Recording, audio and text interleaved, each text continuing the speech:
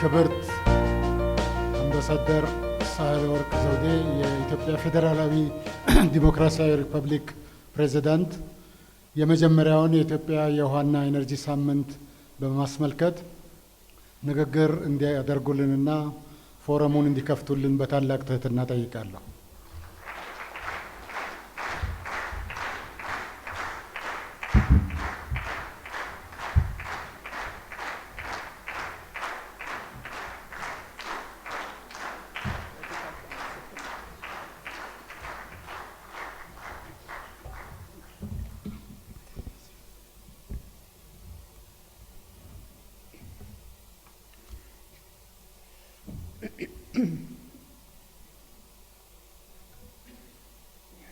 ክቡራትና ክቡራን የዚህ የውሃ መስኖና ኤነርጂ ሳምንት ተካፋዮች Excellencies, ladies and gentlemen, I'm sorry my speech will be in Amharic. የተከበራችሁ የተጋበዛችሁ እንግዶች እንደምን አደራችሁ። እዚህ በመገኘቴ በጣም ትልቅ ደስታ ነው የሚሰማኝ። የመጀመሪያው ነው እንዲህ አይነት ዝግጅት ሲደረግ የውሃና ኤነርጂ ሳምንት ሐሳቡ ራሱ አዲስ ነው ለሀገራችን።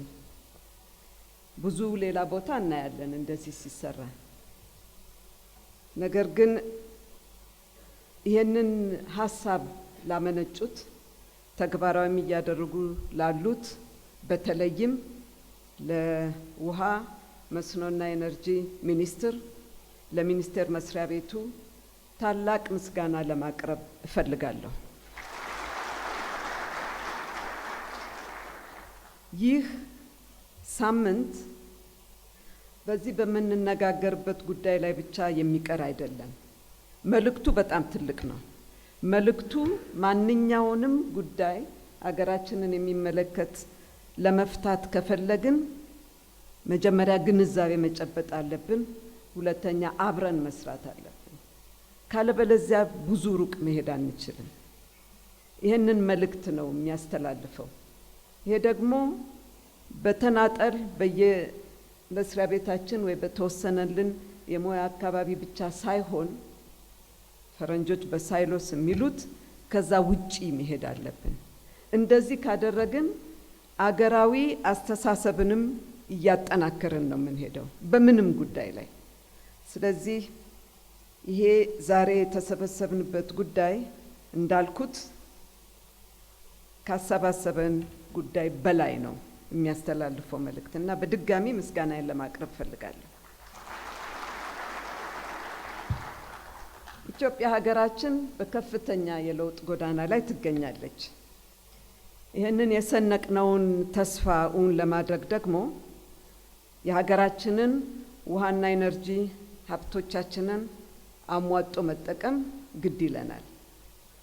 ዛሬ የታደምንበት መድረክ በየዓመቱ እየተካሄደ ለኢትዮጵያ ውሃ መስኖ ኤነርጂ ዘርፎች የምንከተለውን አቅጣጫና የምናከናውናቸውን ተግባሮች የምንዳስስበት እንዲሁም በእነኚህ ዙሪያ ከዓለም አቀፍ ተሞክሮዎች የምንማርበት ከራሳችን ጋር የምናዛምድበት ዓመታዊ መድረክ እንደሚሆን ተስፋ አለኝ።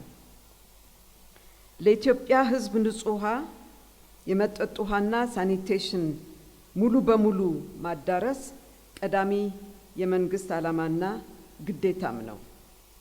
በዚህ ረገድ የተከናወኑ ስራዎች አበረታች ቢሆኑም በገጠርና በበርካታ ከተሞች የመጠጥ ውሃን በጥራትና በበቂ ሁኔታ ለማዳረስ ከፍተኛ ስራዎች ይጠብቁናል። በገጠር ሳኒቴሽንና በከተሞች ንጹሃማነትንና ለኑሮ አመቺ ለማድረግ መጠነ ሰፊ ስራዎች ከፊታችን ተደቅነው ይገኛሉ። እንዲሳኩም ለማድረግ ከፍተኛ እገዛ ከሚያደርጉት መካከል የአኗኗር ባህላችንን ማሻሻል ነው። ንጹህ የመጠጥ ውሃን ለዜጎቻችን ለማድረስ ጥረት እየተደረገ ባለበት ወቅት እድሉ ገጥሟቸው ችግሩን ያልተገነዘቡ ወገኖች አጠቃቀማቸው በጥንቃቄ በቆጣቢነት ይህ እድል የሌላቸውን ዜጎችን በማሰብ ሊሆን ይገባል። እንዲሁም በክፍት ቦታዎችና ሜዳ ላይ መጸዳዳት ማቆምና ቆሻሻ አያያዝና አወጋገድ ስርዓትን በወጉ ማድረግ ይጠበቃል። በአጠቃላይ የባህል አብዮት በሚባል ደረጃ ለውጥ ማድረግ ይጠበቅብናል።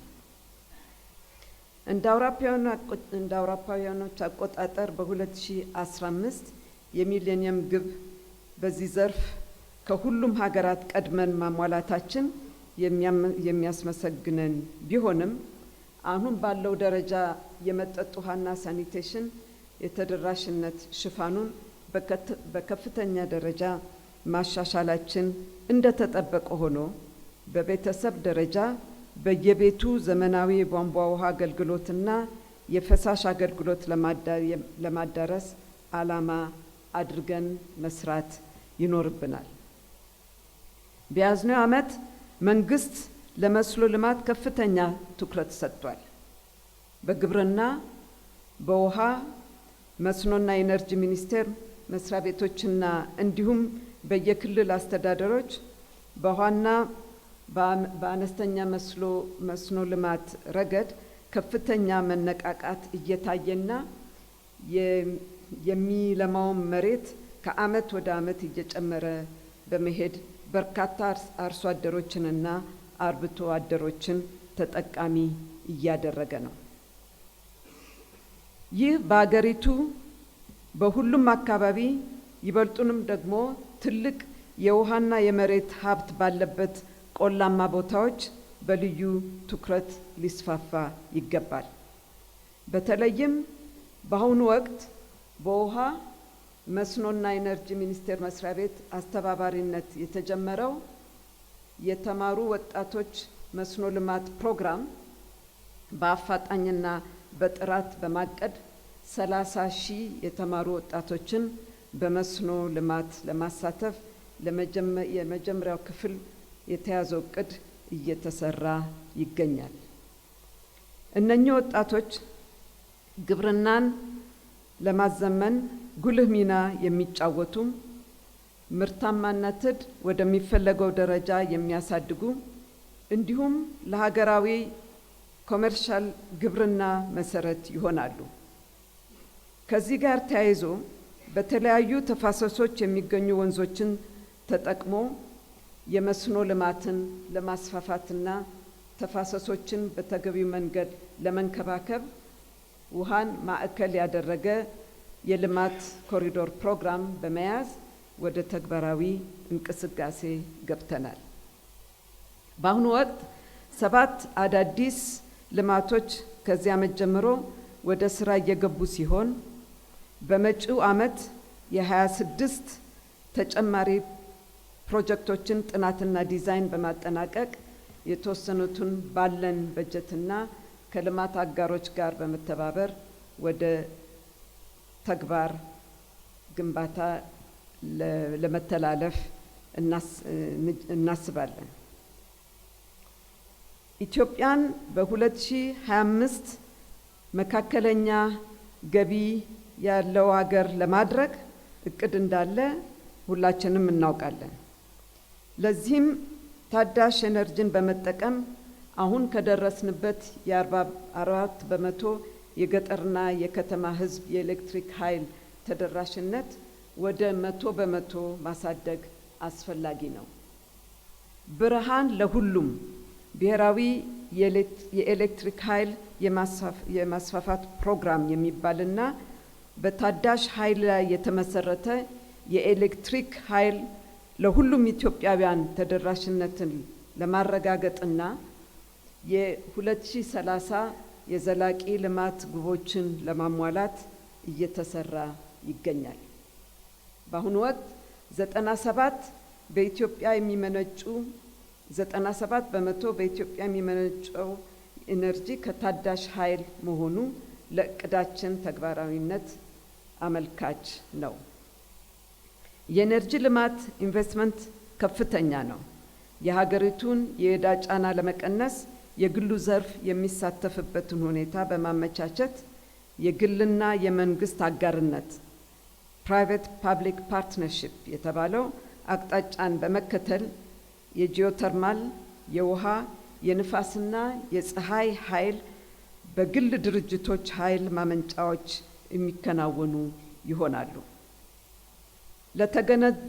ለተገነቡና አዲስ የኢንዱስትሪ ፓርኮች የኤሌክትሪክ ኃይል ለማቅረብ የኤሌክትሪክ ማከፋፈያ ጣቢያዎችና ከፍተኛ ኤሌክትሪክ መስመሮችን ለመስራት የግሉ ዘርፍ እንዲሳተፍ ይደረጋል። ለኢንዱስትሪ ፓርኮች 1500 ሜጋዋት የኤሌክትሪክ ኃይል አቅርቦት ያስፈልጋል። ይህም በፍጥነት መከናወን ያለበት ሲሆን በቅርቡ በቻይና ከግል ሴክተር ጋር የተደረሰው ስምምነት የግል ዘርፉን ለማሳተፍ ያለንን ቁርጠኝነት ይገልጻል ብለን እናምናለን። ለኢንዱስትሪ ፓርኮቹ ታዳሽ ኃይል ማቅረብ የካርቦን ልቀትን በመቀነስ የኢኮኖሚ እድገትን በማፋጠን ለ4 ሚሊዮን ወጣቶች የሥራ ዕድል ለመፍጠር ያስችላል።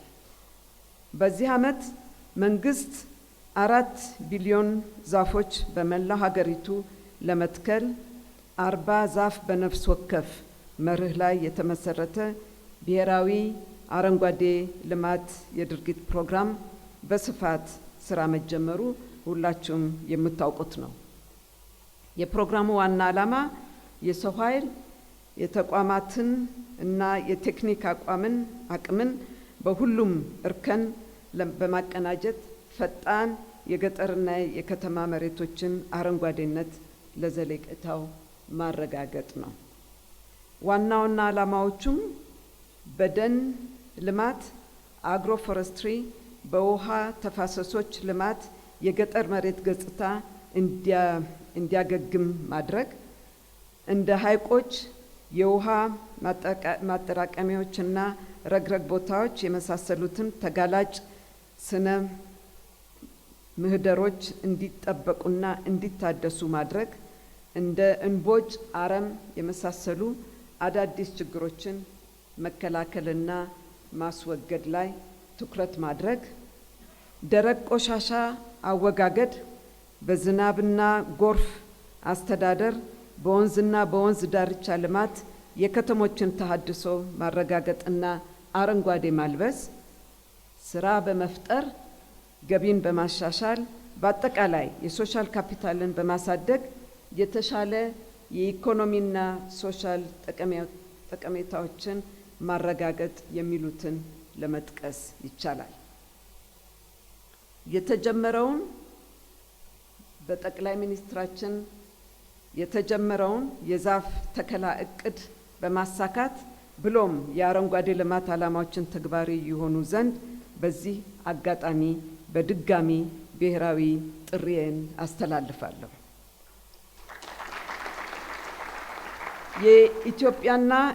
የኢትዮጵያ ውሃና ኤነርጂ ሳምንት መድረክ ከዚህ በላይ የጠቀስኳቸውን አዳዲስ የውሃ መስኖና ኢነርጂ ልማት ፕሮጀክቶችን በጥልቀት እንደምትወያዩባቸውና አፈጻጸማቸውን ለማፋጠን በሚረዱ ሀሳቦች አዳዲስ ሀሳቦች ላይ እንደምትመክሩ ተስፋ አደርጋለሁ።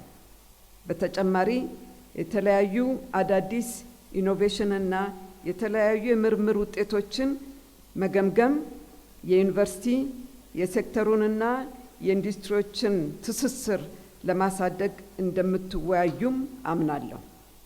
በሌላ በኩል እንደዚህ አይነት መድረክ አገሪቱ ያላትን የሰው ሀብትና እውቀት የምታሰባስብበትና ለተግባር የምትቀምርበት ስለሆነ በእጅጉ ደግሜ ላበረታታ እፈልጋለሁ።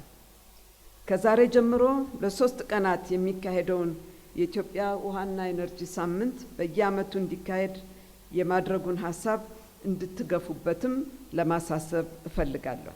በዚህም ሂደት አጋርነታችሁን ላሳየሁት ሁሉ በድጋሚ ምስጋናዬን አቀርባለሁ።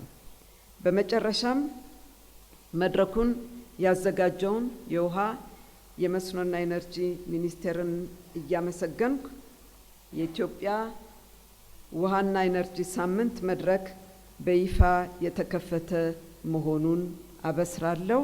ስላዳመጣችሁኝ አመሰግናለሁ።